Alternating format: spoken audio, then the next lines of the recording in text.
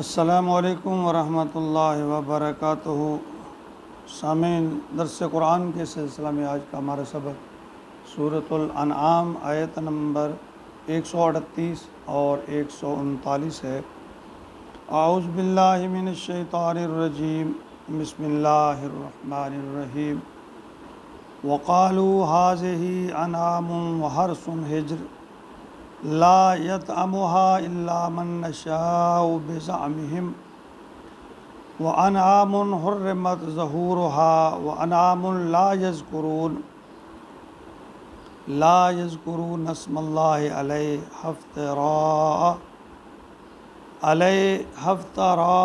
عليه سيجزيهم بما كانوا يفترون۔ وقالوا ما في بطون هذه الانعام خالصة لذكورنا ومحرم على ازواجنا وان يكن ميتة فهم فيه شركاء سيجزيهم وصفهم انه حكيم عليم۔ سابقہ آیات مبارکہ میں مشرکین اور کافروں کا تذکرہ تھا جو اللہ رب العالمین کے مقابلہ میں اس کے شریکوں کو زیادہ اہمیت دیتے۔ آج بھی ہمارے ہاں کچھ محفلوں میں اللہ کی بجائے من پسند شخصیات کا زیادہ تذکرہ کیا جاتا ہے۔ جس طرح بتوں کو اللہ کے مقابلے میں لا کھڑا کرنا بہت بڑا شرک ہے، اسی طرح اللہ کے بندوں کو یا اللہ کے بندوں کے اندر خدائی صفات قرار دے کر انہیں اللہ کے مقابلہ میں لا کھڑا کرنا بھی شرک ہے۔ شیطان چونکہ انسان کے اعمال مزین کر کے دکھاتا رہتا ہے، تو انسان ان بھول بھلائیوں سے باہر نہیں آتا کہ میں اللہ کے نیک بندوں کو عزت و احترام دے رہا ہوں، اس میں کیا قباحت ہے۔ یاد رکھیے، جس طرح کسی نیک یا اللہ والے کی عزت و احترام کو گھٹانا یا کم کرنا جرم ہے، اسی طرح اس کی عزت احترام کو اس قدر بڑھانا کہ وہ اللہ تعالیٰ کے اختیارات کی حدود میں شامل کر دیا جائے، یہ بھی بہت بڑا جرم ہے۔ یہ تو وہی عمل ہوا کہ جس طرح مشرکین نے کوئی رزق دینے والا بت بنا رکھا تھا، کوئی بارش دینے والا، کوئی اولاد دینے والا، اور کوئی صحت اور تندرستی دینے والا بت، اور کوئی کاروبار میں برکت والا۔ تو جس طرح ان کا ایک رب پہ گزارا نہیں ہوتا تھا، آج کے مسلمان کا بھی یہی حال ہے کہ اللہ کو نظر انداز کر کے اپنی من پسند شخصیات کو ہی اپنے سیاہ و سفید کا مالک سمجھتا ہے، اور جواز اس پہ یہ پیش کرتا ہے یہ تو اللہ کے مقرب ہیں۔ یہی ایک بریک واردات ہے جو شیطان مسلمانوں کے دلوں میں ڈال کر انہیں گمراہ کیے جا رہا ہے۔ جب تک ہم خالق اور مخلوق کے فرق کو نہیں سمجھیں گے تو شیطان کی چال سمجھ نہیں آئے گی۔ ان آیت میں انسانوں کے ذوم باطل کا بیان ہے کہ وہ اللہ کے حکم کو نظر انداز کر کے خود ساختہ شریعت کی پابندیوں کے غلام بن جاتا ہے۔ تو اس آیت میں فرمایا وقالوا هذه انعام، وہ کہتے ہیں کہ یہ جو انعام ہیں، جانور میں ہیں، وحرث، اور جو یہ کھیتی ہے حجر، وہ یعنی ان کو نہیں کھا سکتے، لا یطعمها، ان کو نہیں کھا سکتے، الا من نشاء، مگر ہم چاہیں، بزعمہم، یعنی ان کا یہ گمان ہے، خود ساختہ انہوں نے اپنے یہ ایک رستہ اختیار کر رکھا ہے۔ وہ کہتے ہیں کہ ان کھیتی میں سے یا اس جانوروں میں سے کچھ لوگ، یعنی ان پہ پابندیاں لگا دی گئی ہیں، انہوں پر لگا لیتے خود اپنے اوپر کہ وہ نہیں کھا سکتے۔ وَأَنْعَامٌ حُرِّمَتْ ظُهُورُهَا، اور کچھ چھپائے ہیں جن کی پیٹھیں حرام کر رکھی ہیں، اور یعنی پیٹھ کا مطلب کہ ان پر سواری کرنا، بال برداری کے لیے اس کو استعمال کرنا، اس پہ پابندی لگا رکھی ہے انہوں نے اپنے اوپر خود۔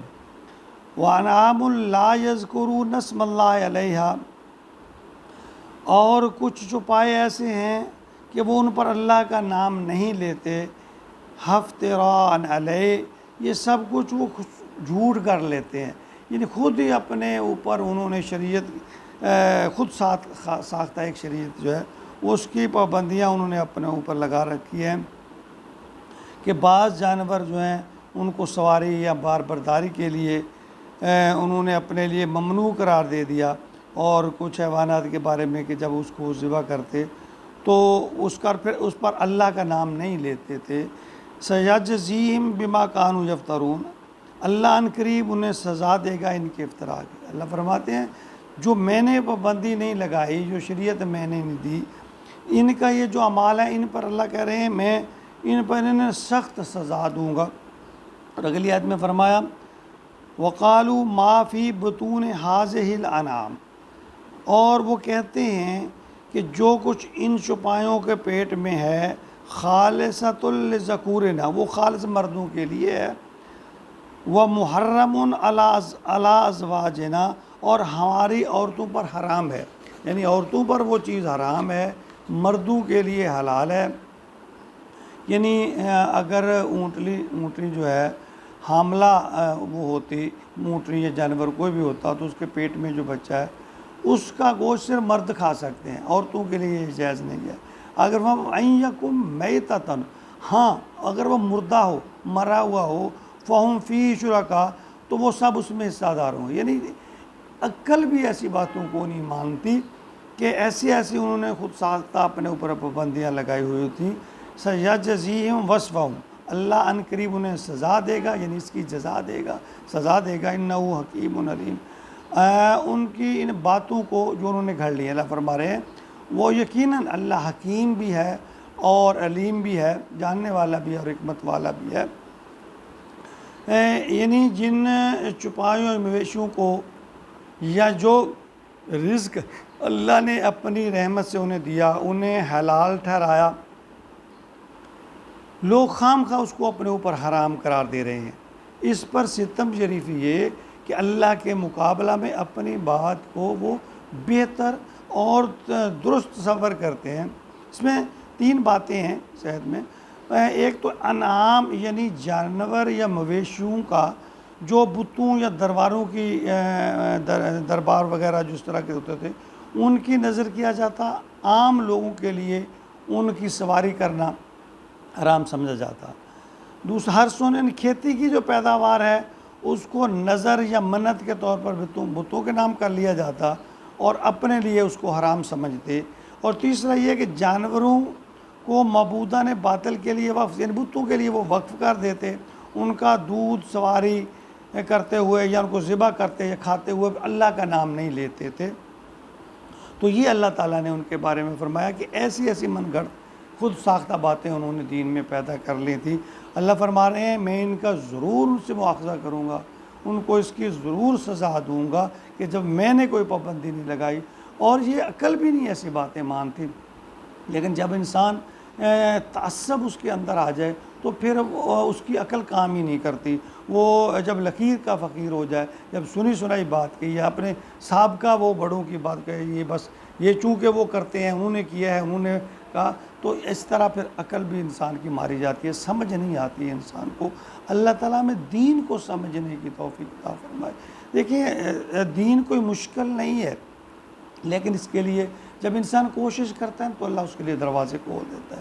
اور جب انسان بس اس ایک ہی بات پہ، ایک ہی ڈگر پہ، یا اپنے وہ جو خود ساختہ باتیں ہیں یا اس نے سن رکھی ہیں انہوں پہ اڑا رہتا ہے، تعصب برتتا ہے، بھی میں نے دوسرے کی بات سننی نہیں ہے، سمجھنی نہیں ہے، تو پھر اللہ بھی فرماتے ہیں کہ ایسے لوگوں پر اس کے زبان، کان اور آنکھوں پر اللہ تعالیٰ مہر لگا دیتے ہیں۔ اللہ تعالیٰ ہمیں دین کو سمجھنے کی صلاحیت عطا فرمائے اور عمل کی توفیق عطا فرمائے۔ دین بغیر کوشش اور سمجھ کے نہیں آتا، جب تک انسان خود اس کے لیے تگ و دو اور کوشش نہ کرے۔ تو جب کوشش اور تگ و دو کرتا ہے تو اللہ اس کے لیے راستے آسان کر دیتا ہے۔ اللہ تعالیٰ ہمارے دین پر چلنے کے لیے ہمارے راستے کو آسان کر دے اور اپنے حکم پر چلنے کی اور نبی پاک صلی اللہ علیہ وسلم کی سنت پر عمل کی توفیق عطا فرمائے، آمین۔